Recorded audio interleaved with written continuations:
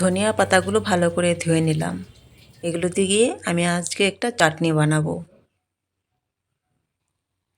দুটো লঙ্কা আর ধনিয়া পাতাগুলো কুচি করে কেটে নিলাম।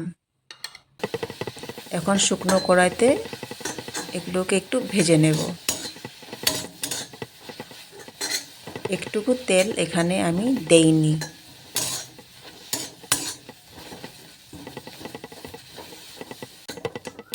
ধনিয়া পাতায় থাকা জলগুলো যখন শুকিয়ে আসবে তখন আমি এটাকে উঠিয়ে ফেলবো, মানে নামিয়ে ফেলবো।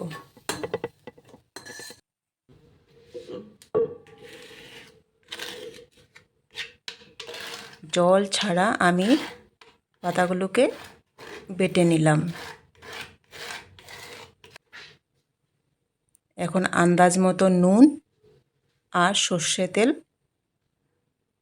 অ্যাড করব। সর্ষের তেলটা একটু বেশি করে দিতে হবে। এই তো রেডি।